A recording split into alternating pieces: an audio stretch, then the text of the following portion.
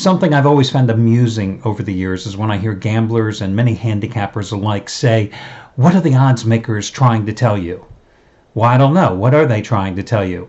Because no odds maker has ever told me a damn thing in the 25 years that I've been gambling and in this business. Not one damn thing.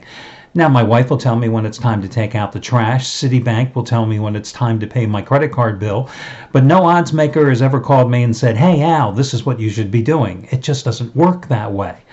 Now, I will give you my take, however, on this particular subject. Now, some guys will claim that the line moves are telling them something. Of course, you only hear the positives, meaning it's the big fish story. You only hear that the line moves told them that this game was going to be a winner. You never hear when the line moves don't pay off and it ends up in a loser. No. That's the big fish story in my book. What I think you have to look at is the lines based on this: reality versus perception. What is real and what is not. And I want to give you games from the past 2 nights where reality played versus perception. And it's something that I use in this little mental checklist that I always run through when I handicap every game. So 2 nights ago, I had a free pick where I gave you West Virginia at home, a 14.5 point favorite against Baylor. And I said in my analysis that I thought it was a bargain basement price for West Virginia. And you're going, probably, a 14.5 point favorite is a bargain basement price? Yes, it was. Because West Virginia, if it had played better in its game prior when it lost badly at Iowa State, if it had been a competitive game, if it had won at Iowa State, West Virginia easily would have been laying somewhere in the vicinity of 18 to 21 points against Baylor.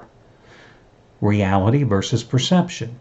The other factor when analyzing that game was this: Baylor, people had overreacted to the Bears' performance in its last game at Texas, a game in which they gave the Longhorns in Austin all UT could handle.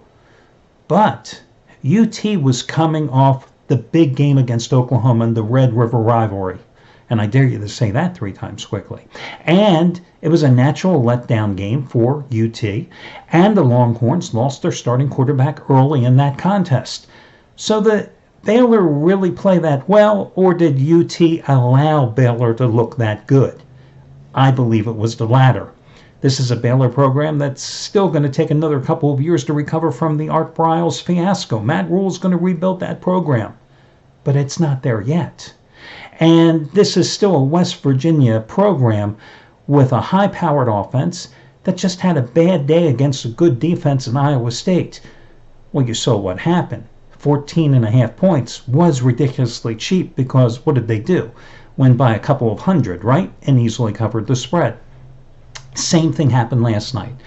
Last night I had a 15-dime best bet on Utah at UCLA. Well, UCLA came into that game. They had won 2 straight after opening the season 0-5.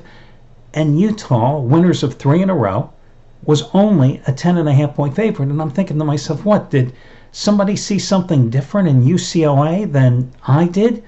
The Bruins were still the team that was 0-5. The Bruins were still the team that got hammered at home by Fresno State, hammered at home by Cincinnati. Big deal. They barely beat Arizona in their last game. And I'm looking at Utah, and I'm seeing this team as a 10.5 point favorite, and I'm thinking to myself, Utah is the most physical team in the Pac-12. And Utah has a running back, Zach Moss, who was coming off a 136-yard effort against USC, a good run defense team, and he was averaging 5.6 yards per carry coming into that game against UCLA last night. And I'm thinking to myself, one of the reasons that Jim Mora got fired as UCLA's coach is because his defense was just pathetic. Worst run defense in all of college football last year. Not much better this year. Coming into last night's game, they were ranked, the Bruins were 101 out of 129 Division I schools stopping the run. giving up 192.7 yards a game. And against Arizona the week prior, they gave up 289 yards, 7.6 yards per carry. So I'm figuring, well, Utah, motoring along offensively, was going to be able to pound the ball down their throats. So what happens? Zach Moss, the Utah running back, a career high 211 yards and 3 touchdowns. Utah ran for 325 yards, 6.5 yards per carry. Again, reality versus perception. The perception was that UCLA had turned the corner because it had won 2 straight games. The perception was that maybe Utah was going to have a letdown after beating USC. The perception was that the line, 10.5 points. No, that's the reality. 10.5 points was too damn cheap for the far superior team. And you saw what happened. Utah wins the game with ease. Reality versus perception. It's just one of those little mental checklist things that you have to run through every time you handicap a game. So it was a great night here for the various handicappers at the site. Just 2 quick notes for you here going into today's contests.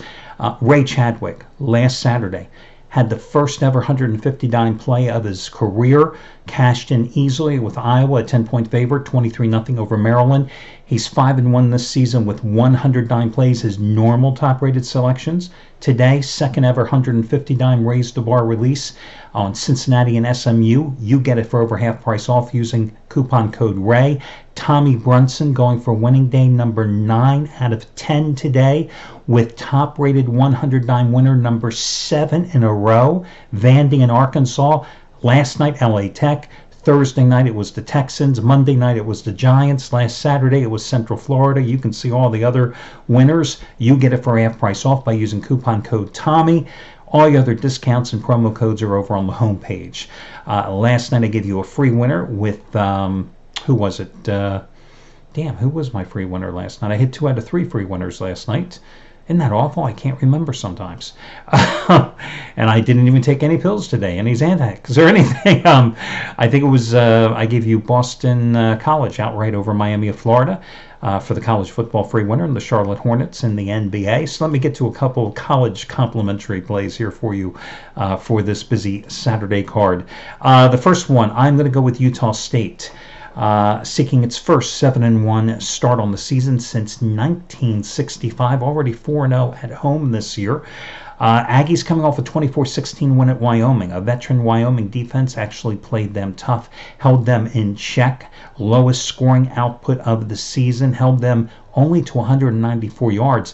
This is a team that is still averaging 48 points a game, 438 yards. Jordan Love doing a great job at quarterback for them this season, completing 64% of his passes, 14 touchdowns, only 4 interceptions. You know, prior to that low output at Wyoming and Laramie, Utah State had scored at least 42 points in 5 straight wins, all of them being covers. In fact, last week was the first game that they did not cover in 7 games this season. Lobos are coming off a 38-7 home loss to Fresno State. Their offense managed only 280 yards. Their defense allowed the Fresno State quarterback 280 passing yards and 3 touchdowns among his 20 completions. Fresno in that game, 4 for 4 in the red zone, all 4 touchdowns. Prior game for New Mexico, 20-18 loss at Colorado State. But keep in mind, this is the same bad Colorado State team that lost last night at home to Wyoming 34-21. The same Wyoming team that Utah State just beat on the road last week. Utah State 5-1-1 against the spread. Their last 7 is a double-digit home chalk. I'm willing to lay the points with Utah State to rebound with a more typical offensive performance that you've come to expect. This one is a little dicey, but I'm going to go with Washington minus the 12 at California today. Now, the Huskies are off a 27-13 home win against Colorado. Their defense held the Buffaloes in check, 15 first downs, 263 total yards. But I will tell you that Colorado in that game did not have their top 2 wide receivers, so they were a little bit handicapped. Their last road game, of course, they lost at Oregon 30-27. The Bears are coming off a 49-7 win at Oregon State, but they lost their 3 prior Pac-12 contests, losing let's see, at home to they lost to UCLA. I think it was 37-7.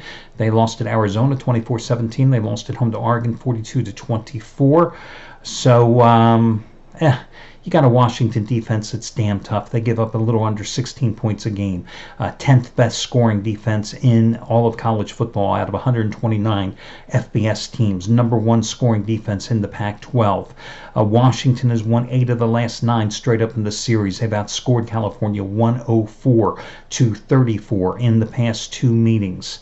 One bad part here to make you aware of for Washington is that Myles Gaskin, their leading running back, probably is not going to play today. They're probably going to let him rest another week after he missed the first game of his career last week because of a shoulder injury. Let him rest up for the Stanford game coming up. But the good news is, even without him, everybody else chipped in last week, and actually the Huskies had a season high 201 rushing yards against the Buffaloes. And this California run defense allowed Oregon to run for 260 yards, allowed UCLA to run for 207 yards. So I think, even though this is going to be a low-scoring game, and even though this is a Washington offense that just grinds it out and doesn't score a lot of points, and do they have to because their defense is so damn good, I'm willing to lay the points with Washington and look for them to get the cover. But of the 2 plays, I do like Utah State a little more among the 2. So Utah State and Washington do your 2 complimentary plays. I wish you well, and I'll talk to you again on Sunday.